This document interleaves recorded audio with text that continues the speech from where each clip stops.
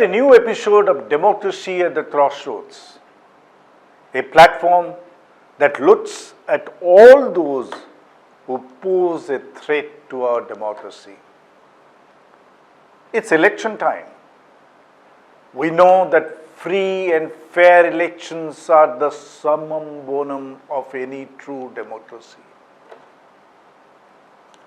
The Election Commission of India is supposed to be the regulatory authority to ensure that the elections are conducted on a level playing field, both in letter and in spirit. Is the Election Commission living up to this task? You will get an answer when you look at what happened in Surat earlier and in Indore lately. In both the cases, the ruling BJP ensured that the main opposition party, the Congress, was removed from the fray. Anyway, the ruling party has the money and muscle power. It has the state machinery at its disposal. It has the investigative agencies at its command. It's a party that can belittle the interest of our nation, the interest of our democracy, to remain in power.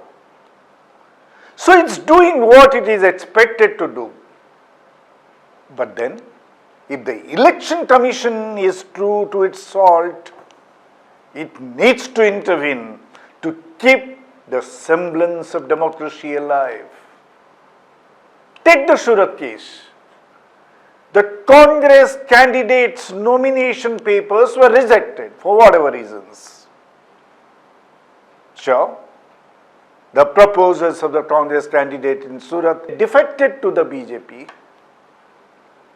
Let's even accept that the Congress candidate himself defected to the BJP, as it happened later in Indore. But unlike Indore, in Surat, all other candidates, one from the BSP and 7 independents, withdrew from the race during the last day of the withdrawal.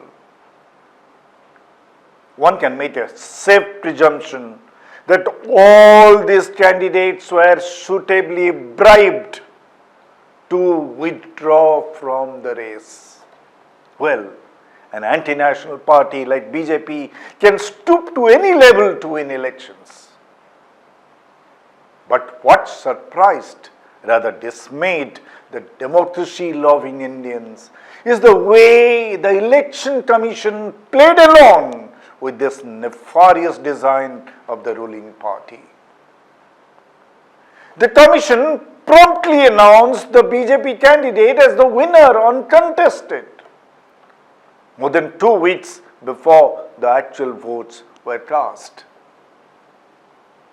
The Election Commission clearly acted as if it was the political agent of the BJP.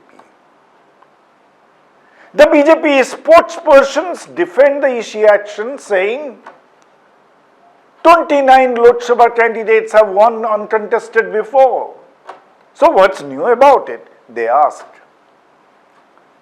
But these dunderheads don't know those Lok Sabha candidates who had won uncontested had done so because there was no NOTA, none of the above provision then. Since 2013, when the Supreme Court of India mandated a NOTA button in all EVMs, the NOTA is a candidate in each constituency, even if it's a fictional candidate. The NOTA is a serious candidate in many countries across the world. In Indonesia, for example, if the NOTA option manages to fetch more votes than the other candidates, then the election is cancelled and a fresh poll takes place. Well, India doesn't have that rule yet. The Supreme Court is still mulling over it. Be that as it may, it was incumbent on the Election Commission to hold the poll in Surat as a contest between the BJP candidate and the NOTA. That would have given the electorate of Surat the democratic right to exercise their franchise.